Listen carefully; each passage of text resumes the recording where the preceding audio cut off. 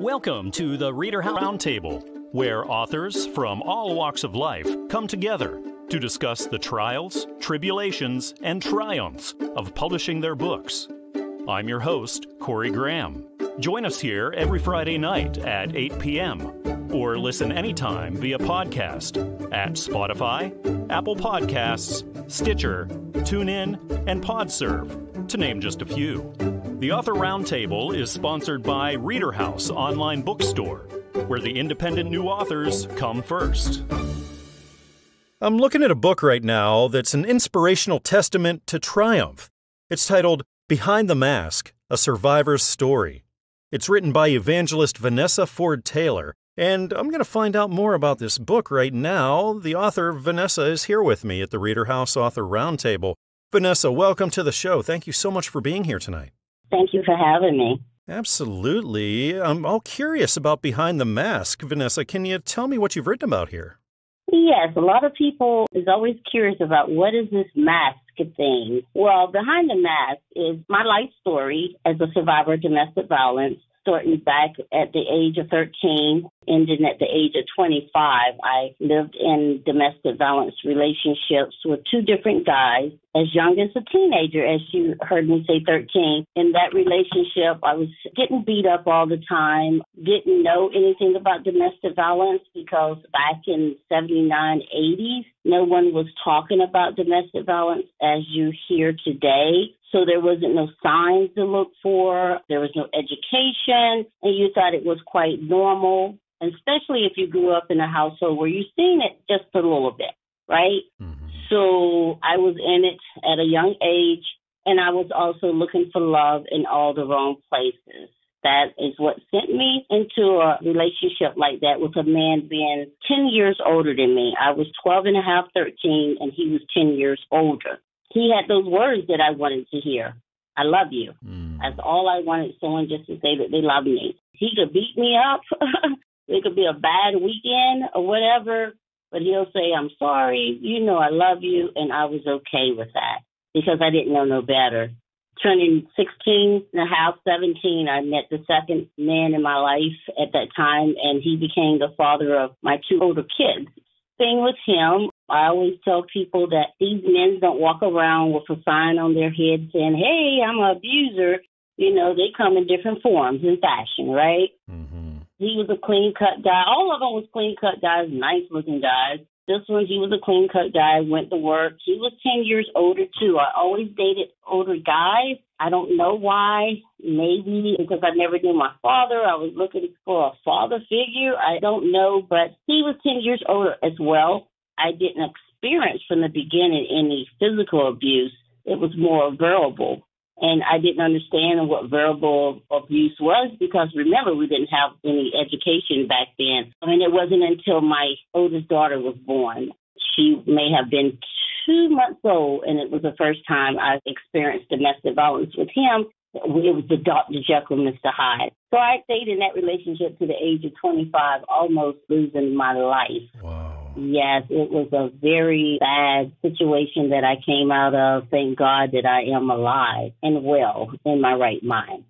Vanessa, would you say you were writing this then for people who have been through these same sorts of things?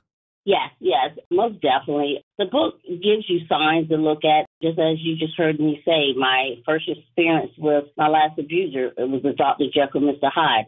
That's a sign that women can look for, you know. And it do speak of different signs, but also the book is a way to healing, that you can be in a type of relationship like that, but you don't have to stay broken.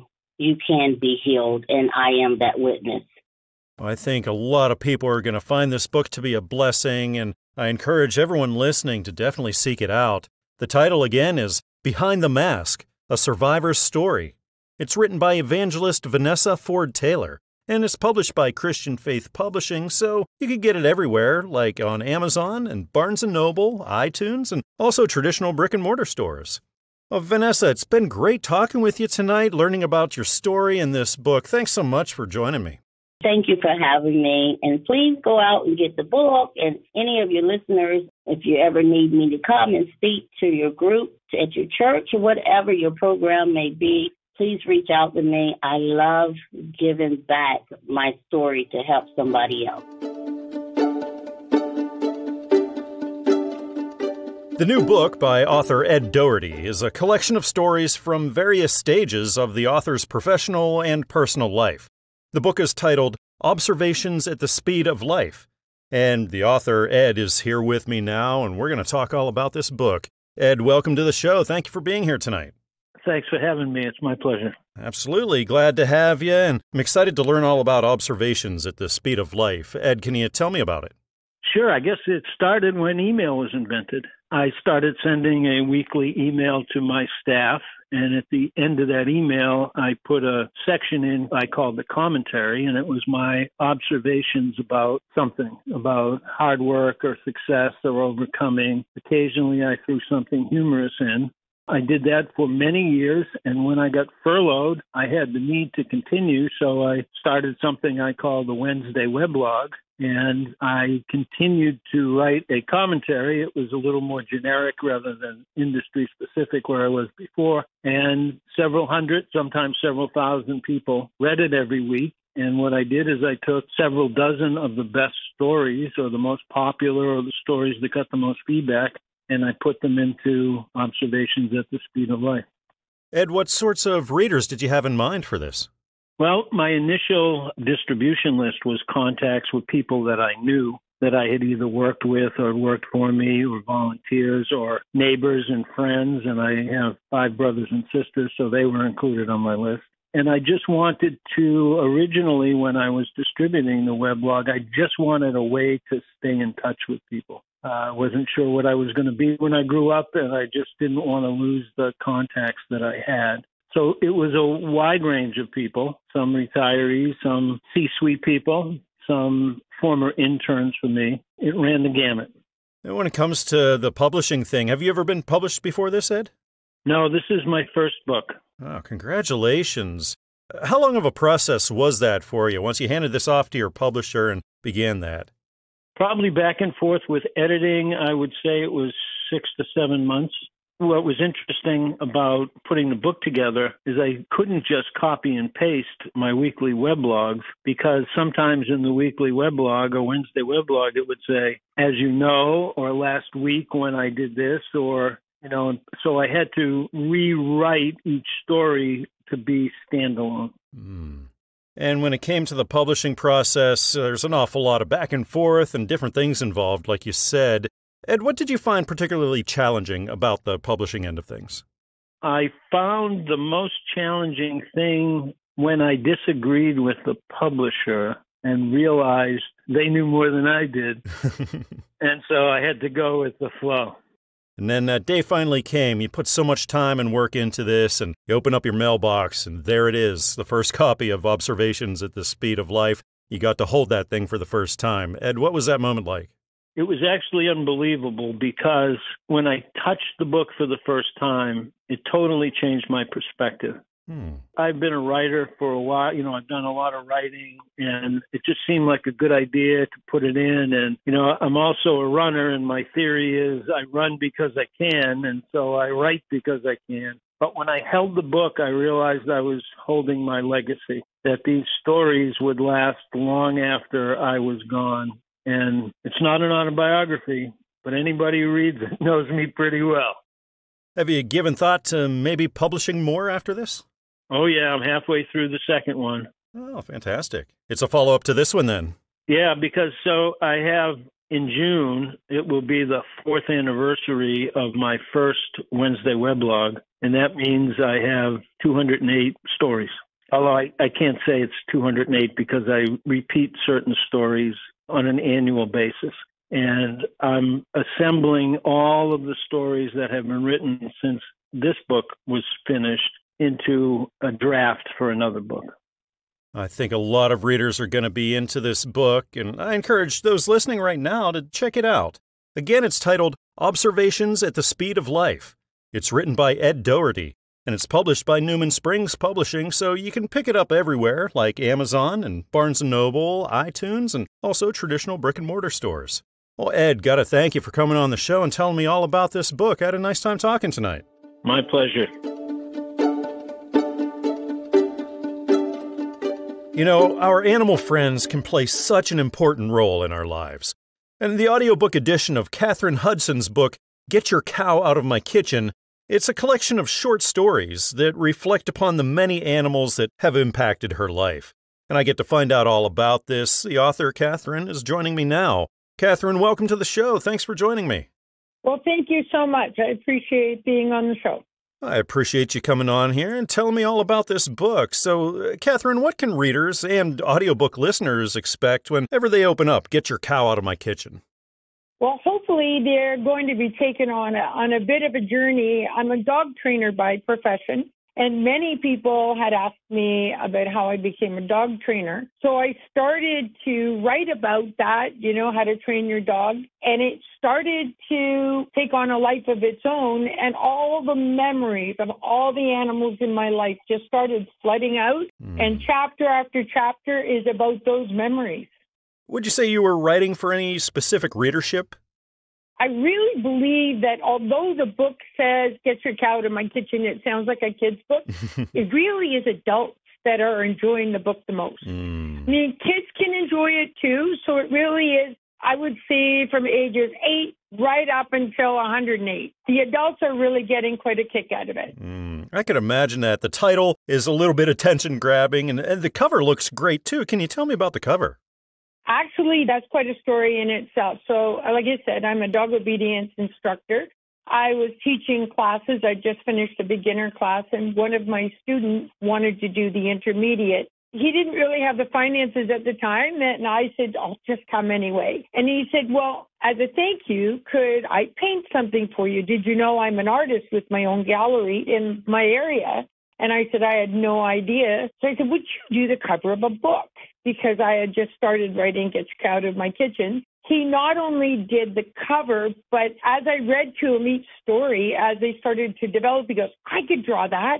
I could draw that. So it has over 40 illustrations of this well-known artist has been drawn in the book. He literally brought my memories to life. It's absolutely beautiful. That's fantastic that you got that all to happen. Oh, I agree. But when it comes to writing, publishing, everything like that, Katherine, what's your background look like? Are you new to this? Well, to tell you the truth, you might be a little bit surprised. I never finished high school, and I'm dyslexic.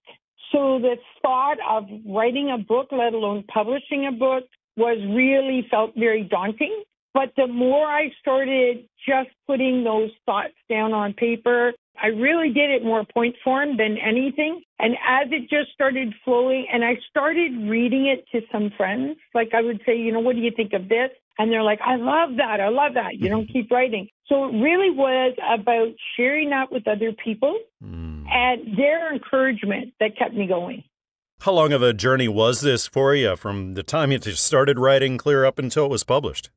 I would say the better part of about 6 years. That I started in the very beginning, and it was just memories, just on paper, because I didn't want to lose some of those memories. Like I said, I'm dyslexic, so I would just have some point form. This is actually my second published book. Right after my first published book, which is a spiritual book, I felt it's time. It's time to let Get Your Cow Out of My Kitchen kind of evolve, and that's what happened. Once the actual process started, I would say it was about 6 months. And we're talking about the audiobook edition, so all this time you're used to reading your book, you're writing the thing, so you're reading the words off the page or off the screen, and now you're hearing it read back to you. Katherine, what was that like? Oh my goodness, that's amazing. I got to tell you, it's quite an experience, but once it was all put together and I started to listen to it, I stopped listening to the voice and I started to enjoy the story. I actually got lost in the story. It was really quite the experience. Oh, that's great. Again, the title of this is Get Your Cow Out of My Kitchen. It's written by Katherine Hudson and is published by the Audiobook Network, so go on over to where you usually get your audiobooks and you'll find this one, like on Audible and iTunes and Amazon. Katherine, it's been great talking with you tonight. Thanks so much for coming on and telling me all about this. Oh, you're so welcome. I really appreciate the time. It's a story of courage and redemption in the new book that's written by Dr. Debra Cunningham. It's titled Hope in the Kingdom of Gallowell. And we're going to talk all about this book. The author, Debra, is here with me now. Debra, welcome to the show. Thanks so much for being here with me. Thank you. I'm glad to be here. I'm glad to be talking with you and to be finding out all about this book. Can you tell me what readers can expect? Well, this is an adventure, actually, in a fantasy world where we're introduced to a girl named Hope. She's a strong-willed, proud child, and her father's the king of the kingdom of Gallowell, and her brother, Prince Beacon, he's often out fighting the dark forces that try to attack the kingdom, and Hope wants to get out there and fight the enemy too, but her father and brother are trying to protect her. But unfortunately, she's so strong-willed and a little disobedient that it leads her to making some bad decisions that leads her right into Dark Star's territory, the bad guy in the novel. She does make some really good friends, and I think that, that bond of friendship is something the story's also about. Young people need those positive friends in their lives. And in the end, though, I think the story's really about how people can stray from home, which to me is the safe arms of God, and become warped and disillusioned. But Jesus made a sacrifice for all of us that leads us back to the Father's arms of safety, where we can all find healing. Debra, would you say you were writing primarily for a fantasy sort of audience, fans of the fantasy genre? Yeah, I think so. In many ways, the things that are really popular, not just to young people, but also to adults, The Hobbit, Lord of the Rings, and many, many other fantasies, some of them not so positive. And so it's not just a Christian novel. It can be taken that way very easily, but it's also just a good story that you can sit down with and, cuddle up with your parents and read. So, Debra, how did this book come about? Where'd you get the idea for it? Truthfully, I was in prayer about 6 years ago, and all of a sudden, I just downloaded the plot. I was on Facebook writing it out, and I was just weeping as I wrote it because it just touched me. And I asked my friends, what do you think? Do you think I'm off here? Or what do you think about this plot? And a lot of them responded so positively, and they said they were crying too. And so I just went on and started writing it, but it took me a long time. How long of a journey was it for you, both the writing and then going through that publishing process? Oh, my goodness, 6 years of writing. Part of that was because I was working full-time at the time that I got the plot. The publishing process has taken I researched a lot, so I spent about a year and a half now. Have you ever done anything like this before, as far as writing and publishing and all that, or was this all new to you? Well, I've published a lot of academic articles because I'm an educator and I have my PhD in education and goes in conjunction with the University of Arizona here and things of that nature. And I took a lot of fiction writing classes when I was in college, wrote a lot of short stories, but this is the first time I actually sought publication for any of my fiction works. It must have been a special day for you, Debra, whenever your first copy finally came in. You got to hold Hope in the Kingdom of Gallowell for the very first time. What was that like for you? Well, I was like, wow, a finished product, and I love the cover. I love the look of the book, and I'm thinking about how it can please children and adults to go into this fantasy world. But I really was thinking, oh, it's finished. And it wasn't finished at all because I still am learning about how to get the word out, how to make people aware of the book being available. Have you thought about maybe writing a follow-up to this or maybe trying some other sort of book in the future? Yeah, absolutely. I have the basic plot, but I haven't really started writing it. It's going to be a follow-up on the story of Hope and how she is continuing to grow, develop as a character. Again, it's titled Hope in the Kingdom of Gallowell. It's written by Dr. Debra Cunningham and published by Christian Faith Publishing, so it's available everywhere. Go on over to Amazon or Barnes & Noble or iTunes and also traditional brick-and-mortar stores, and you'll be able to pick this one up. Debra, thanks so much again for coming on this show and chatting with me here tonight. I had such a nice time. Well, thank you. I appreciate it. Author Jim Holder's new book is an honest discussion of the challenges faced by modern Christianity. The title of the book is Christian Significance: Are we pushing people away from Christianity or pulling them in? And I get to find out more about this book. The author, Jim, is sitting right here with me now at the ReaderHouse Author Roundtable. Jim, welcome to the show. Thanks for joining me. Hi, thank you. Glad to be here. I'm glad to have you, and I'm glad to be learning all about Christian significance. Jim, can you tell me about it? Yeah, so I came across an interesting stat when I was starting to write my book that showed that U.S. adults that identify as Christian had dropped to 63%. This is down from 90% in the 1990s. Oh, wow. That really intrigued me. And as I started to dig in, right, it's not just people becoming disillusioned with Christianity and leaving the faith, but it's how society is viewing Christians as well. And so this book, I explore some of the reasons for that. But I also came up with a novel approach in the book to help kind of call out and call to light some of what was going on. And so what I do through the book is I take interactions with Jesus that's found in the Gospels, like the woman at the well story or some of the parables that he told. And I contrast them against a similar scenario with somebody from modern day Christianity and how they would act and interact in that situation. Jim, would you say you were writing for a general Christian audience here, or did you have a more specific audience in mind? I mean, it is general Christian. So the challenges that I'm seeing is not the bad actor that makes, the national news and does something really bad. It's the average, everyday Christian and just how they're interacting with those around them. And a lot of these things can be small and subtle, but can have very large ramifications and impacts to people that we're not aware of. And that's what I'm trying to call out and bring to light through this book. Jim, what does your writing background look like? Are you experiencing this kind of thing, or are you new to it all?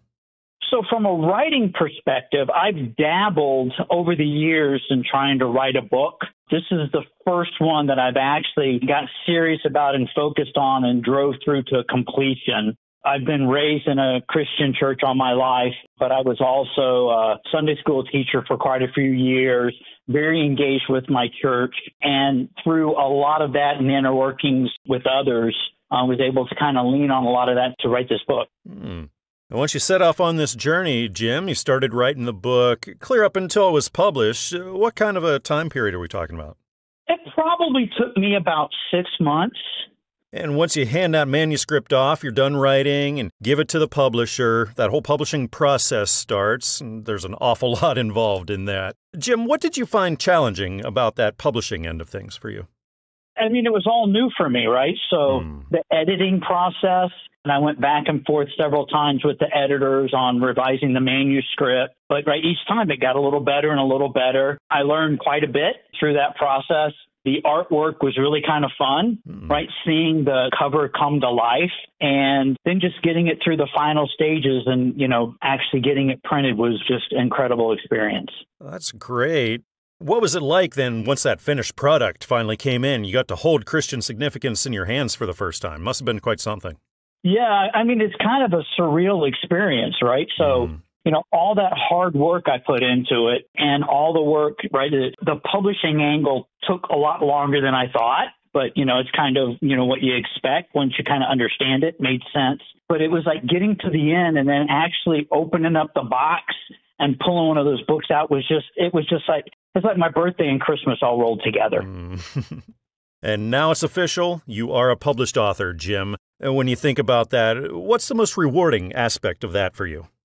So for me, I think having people that have reached out to me to say that something in the book resonated with them, it made a difference for them. That's the biggest reward, I think, for me is the fact that I'm able to share information and then help somebody in their life do something a little bit better. So that's a very rewarding kind of feeling. Well, it sounds like this book is addressing some really important issues, and I think a lot of people are really going to be into it. Again, the title of this is Christian Significance. Are we pushing people away from Christianity or pulling them in? It's written by Jim Holder, published by Christian Faith Publishing, so you can get it everywhere, like on Amazon and Barnes & Noble and iTunes, and also down the street at your local bookshop. Jim, thanks so much for coming on the show and chatting with me here tonight. I had a really nice time. Thank you. I did too. It was a pleasure. I'm sitting down right now here at the ReaderHouse Author Roundtable with author Kasey Miller. Kasey, welcome to the show. I appreciate you being here with me tonight. Thank you. Thanks for having me. Absolutely. I wanted to congratulate you. You have a new book out. It's titled, I'm a He, I'm a She, a nursery rhyme to celebrate your child's birth gender. Kasey, can you tell me more about this? Sure. This is a book for children from birth to 5 years old, and it was written to begin teaching our children who they were created to be and to celebrate who they were created to be. How did the idea for this come about, Kasey?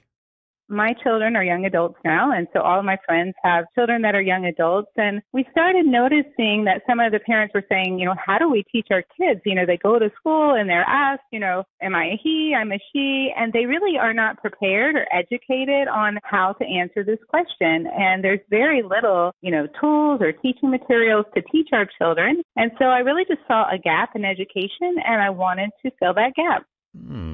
How tricky of a book was this for you to write? How long was this whole process for you? Well, it really wasn't hard to write. I'm a big hiker, and I was just hiking one day, and I started kind of thinking through a rhyme in my mind, thinking that how would we be able to teach young children? And I really feel like nursery rhymes are those teachings that we remember through our whole life. Like they just get stuck in our mind, and I just started putting nursery rhymes through my head. I pulled out my phone, and I jotted down some ideas, and it didn't take me that long to write, but it did take me a couple years before I decided to publish. What was that spark? What prompted you to take that to the next level and get it published for the world? Well, I decided to get it published. Actually, our pastor was preaching, and he was saying he had really forgotten all the nursery rhymes that he learned as a child. And now that he has 3 little boys, 5 and under, he said all of a sudden those nursery rhymes magically appeared back in his mind. And he said we really never forget those nursery rhymes, even though at least we can recall them when we have a crying baby, right? Yeah. So I was just beginning to think that, I really need to just publish this nursery rhyme. It's a need, and it moved me. And I went home and started to research, and I found Covenant Books, and they did all of the illustrations and everything. The process was very easy working with Covenant, and it took about 10 months. The total process was about 10 months. Yeah, that publishing process, it can come as a surprise to a lot of new authors because there's a lot involved in that. Kasey, what did you find challenging about the publishing end of things? Was there anything particularly challenging for you there? I have to say Covenant made it so easy. I did not find it challenging. My book is very short. I can see how if you had, a long book that just the editing process and review process, would take a lot of time. But my book is a really simple book, so I can't say that it was particularly difficult. It did take a lot of time. Is this your first journey into this whole world of writing and publishing then? It is the first book I published. I've written another book called The Jesus Approach, but I've never actually published it. I'm in the midst of writing a second draft of it, so maybe one day I will publish the actual book for an adult. It's such a huge deal to get that first one out there, and there's nothing like seeing that finished product after all this time and work that you put into it, Kasey. So what was it like the first time you got to hold I'm a he, I'm a she? It must have been crazy. It was amazing. I never really wanted to be an author, something I kind of thought about doing later in life. But I do have a master's in public health and emergency management. I do feel like education is the beginning of change, and we really want to influence our children in a positive way. And so, yeah, it was amazing. I hope to be able to do more of that. Well, Kasey, now that it's official that you are a published author, when you think about that, what's the most rewarding aspect of that to you? I think the most rewarding aspect is the possibility that I can influence children to really understand. I think that we never taught our kids their gender. We just assumed that that is something they would automatically know. And we're realizing that we really need to teach them so that when they're asked, they won't even hesitate. They'll know beyond a shadow of a doubt. It won't be, oh, I have a choice. It'll be like, oh, no, this is who I am. And so for me, just even if I only ever help one child, it would be just amazing to me. I think readers are really going to be into this. Again, this is titled, I'm a He, I'm a She, a nursery rhyme to celebrate your child's birth gender. It's written by Kasey Miller and published by Covenant Books. So you can find it on Amazon, Barnes & Noble, iTunes, traditional brick-and-mortar stores, wherever you usually go to pick up your books. Kasey, it's been so nice talking with you here tonight. Thank you so much for telling me all about I'm a He, I'm a She, and how this all came together. Thanks again for being here. Thank you, Corey. I'm really excited to welcome back to the ReaderHouse Author Roundtable author Jill Fandrich. Jill, welcome to the show. Thanks for returning. Thank you, Corey. It's great to be here again. It's great to be talking with you again, Jill, and got to congratulate you again. You got a new book out called Medically Speaking, Who Connects Your Dots? A Guide to Critical Thinking. Jill, can you tell me about this one? Yes, similar to my other book, Who Connects Your Dots, Medically Speaking as a medical aspect to critical thinking. In our world today, there are so many things going on in the healthcare system and with big pharma and just insurance companies, everything in general. We need to start looking at it and thinking critically about what's happening. And so in my book, I talk about how to critically think, what it means to think critically, and how to apply it to the medical aspects of our world today. So we need to look at everything that is out there and think about the information that's being presented to us and weigh it out and find out more information, ask questions about it, and look at the validity of the sources that we're looking at to find out the truthfulness behind things rather than conform to what everyone is telling us to do out there. It's so important to be an individual and make our own decisions and just think about things before jumping in and doing what everybody else says to do rather than a herd mentality. I love it. That's so important. Jill, what sparked the idea for this book? What made you say, hey, I'm going to take the medical approach to this?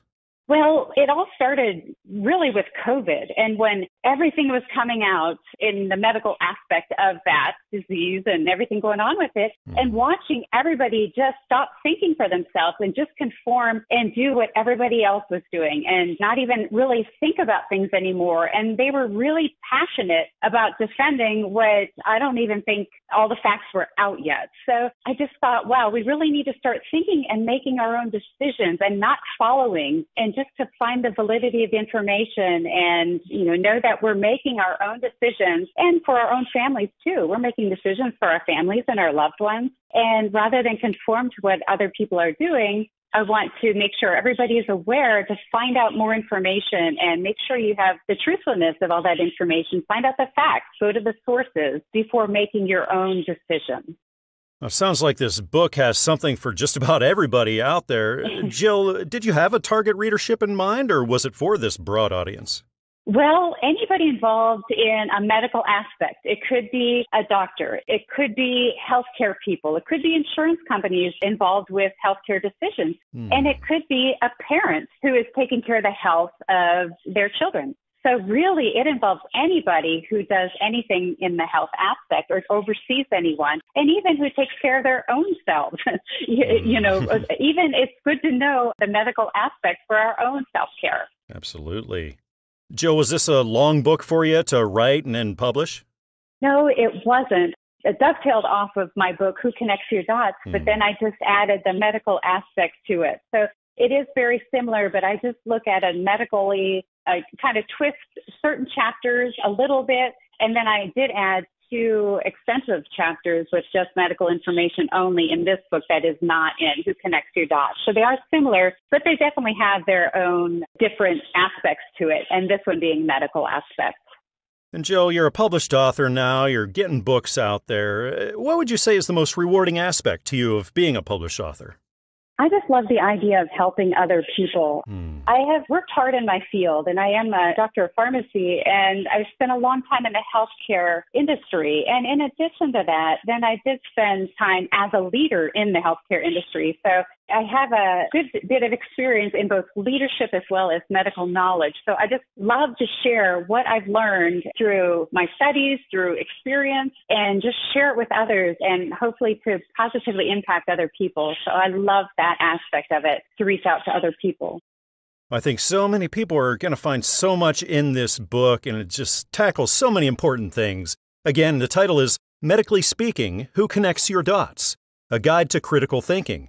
It's written by Jill Fandrich and is published by Newman Springs Publishing, so get it at Amazon and Barnes & Noble and iTunes, and also down the street at your local bookshop. Jill, it's been wonderful speaking with you here tonight. I had a really nice time. Thanks again for being here. Thank you, Corey. It's my pleasure to be here tonight. There's a journey into childhood adventures in the new book, The Adventures of Ari and Desi, Volume 1. It's a book that's written by Christine Ann Rice, and we're going to talk all about it here at the ReaderHouse Author Roundtable.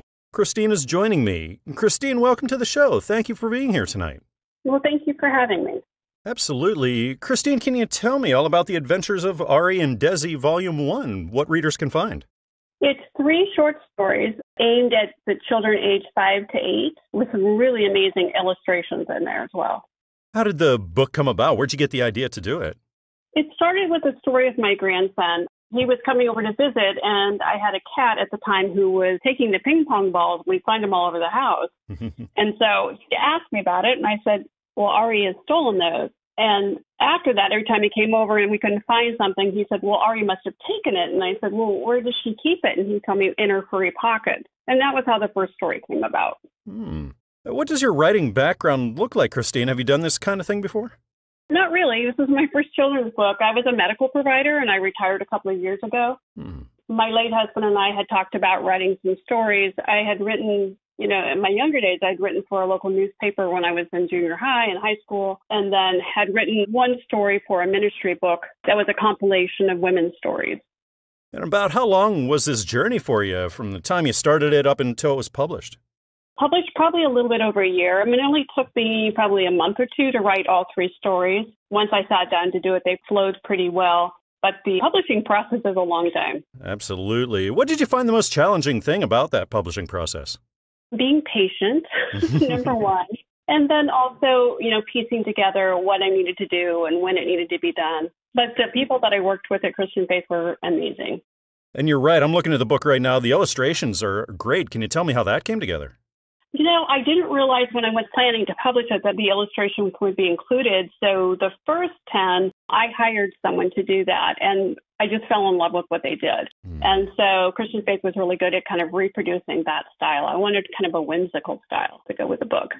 So that day finally came for you, Christine, and your first copy came in, and you finally got to hold the adventures of Ari and Desi for the very first time. It's something you actually created, and there's the finished product. What was that moment like for you? It was pretty amazing. I think the best part was being able to sit down with my grandchildren and read it, especially because my oldest grandson is featured in the book. And so that was really cool to see the look on his face. And all of the illustrations are based off of photos, or almost all of them are based off of photos that I had. And they did a really good job of kind of recreating that. So this is volume 1. I assume you have plans for more.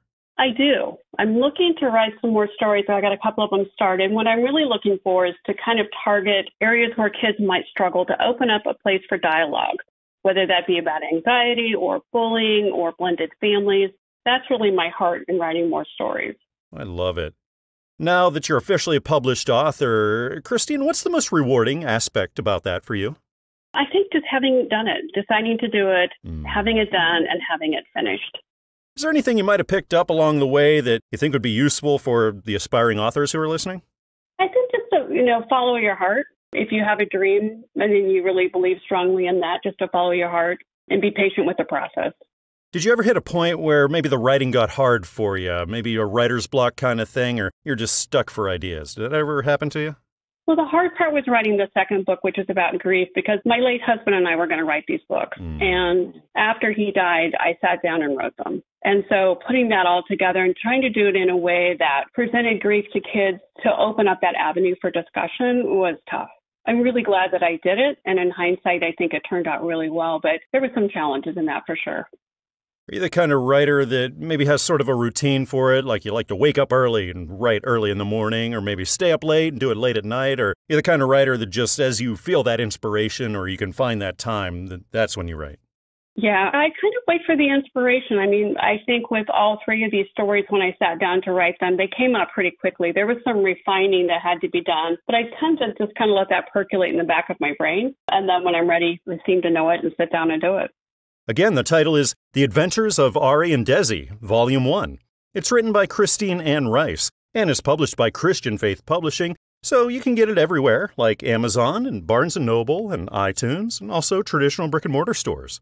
Christine, thank you again for coming on the show and telling me all about this work. I had a really nice time. All right. Thank you so much. I appreciate your time. I'm looking at a book right now that encourages making good health practices a part of the church and Christian culture. It's titled Fit Church: Destroying the Division Between Following Christ and Living a Healthy Life. It's written by Matthew Gay, and we're going to be talking all about this book right now. Matt is here with me. Matt, welcome to the show. Thanks so much for joining me. Hey, thank you for having me. Absolutely. I'm interested in finding out all about Fit Church, Matt. Can you tell me what it's all about? Yeah, so Fit Church is a book that really was written to make the case that Christians need to be living a healthy life, that it's not just something that we do for our bodies, for the look, even for how we feel, but something that we do as a part of our following Christ, our walk with Him. And so throughout Fit Church, you're going to see me making the case for health in regards to the church, in regards to the Christian life. You'll see practical steps regarding making transitions in your lifestyle, in your habits, and I think more than anything else, a perspective shift from a worldview or a worldly view of health and fitness to a more biblical worldview of health and fitness. Well, what sorts of readers were you writing for, Matt? I'm really writing for the people that are trying to make a change in their life, but maybe they've approached it the wrong way. Their perspective on health and fitness has kind of kept them kind of bound. I wrote it for the leaders as well, too. Those who are representing the church and those who are leading a flock. It's so important that they set the example and are sharing this message as well, too. But I mean, above all, I'm writing it for the Christian. I'm writing for somebody who wants to glorify God in every aspect of their life and truly love the Lord God with all their heart, soul, mind, and strength. How did this book come about, Matt? Where did the idea for it come from? Yeah, so back in 2015, I started hosting fitness classes at my church, and that really kickstarted my journey in regards to faith and fitness. Prior to that, I had been coaching and working in the gyms, and I was actually praying for a couple of years, God, give me an opportunity to serve you and make a living doing it. Nothing really was changing for me, and I think a lot of that had to do with the fact that I was separating my faith from health and fitness and what I was doing in the gyms. Fast forward back to 2015, I realized that the church needs health and fitness just as much as anybody else. And this was really opening up the door for people who weren't going to church to start coming, and for people who were in the church but didn't feel safe going to the gyms, didn't know how to get started. It was giving them an opportunity to start making moves in the right direction. And so throughout the years of me leading fitness classes and, ministering as I could as I was working for the gyms before I opened up my own business, I found that I was struggling to connect with churches beyond my own. I realized widely, and it's kind of sad, but a lot of folks didn't really see health and fitness as a significant topic within the church. It was something that is very optional and isn't really something that is relevant to the church. And so I was widely rejected by many different churches, and my request to be able to come and without any, ask for a dime, teach on the concept of health and fitness from a biblical perspective, offer classes, offer health and assistance. Many churches kind of turned that offer down, and I started to realize, wow, this really isn't important to that many people. On the other side, I saw so many people and worked with so many people as a fitness coach that they needed more than nutrition and exercise. Like, they were struggling mentally and emotionally and relationally, and in ways that Jesus Christ is known for truly changing people and helping them in deep ways. And so, when I left the gyms in 2020, I opened up my own coaching program and made the determination that we were going to place Christ at the center of the health journey for every person that worked with us, because that's how true transformation comes. That's where chains are truly broken. And before anybody needs to fit in their jeans or to hit a certain number on the scale, they need salvation. And so we didn't want to separate those two anymore. And the book really is birthed from this story, this journey, and the things that I've learned throughout the way, really embedding myself in the concept of faith and fitness. Do you think you would do it again? You think you got another book in you? I think I do. I think I have a few more books in me, honestly. So I'm looking forward to getting started to that when the Lord releases me and to do that, releases me to do that. And yeah, I'm looking forward to that. Yes, absolutely.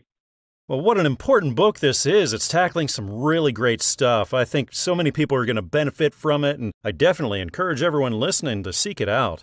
Again, the title of this is Fit Church, Destroying the Division Between Following Christ and Living a Healthy Life.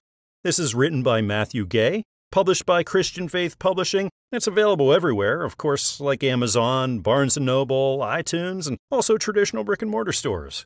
Well, Matt, it's been great having you on the show, learning all about this book and about what went into it. Thanks again for being here. Thank you so much. This was a pleasure. Author Lola Thomas has written a book that draws a parallel between Bible times and modern day. It's titled The Prostitution of a Nation Through the Eyes of Rahab. And we're going to talk all about this book. The author, Lola, is here with me now at the ReaderHouse Author Roundtable. Lola, welcome to the show. I appreciate you being here with me tonight. Well, thank you. I thank you for inviting me. The pleasure's all mine. Can you tell me what readers are going to find when they open up The Prostitution of a Nation Through the Eyes of Rahab? Well, I think they will find a very interesting story. As a lot of readers know, Rahab is a woman in the Bible who was depicted as a harlot or a prostitute. And in this book, I go along the path of the things that she did to free her family and to free herself from annihilation, basically, to what we have to do today to even free ourselves from annihilation or, coming into the kingdom of God. So it's kind of a parallel. So she was depicted as a prostitute.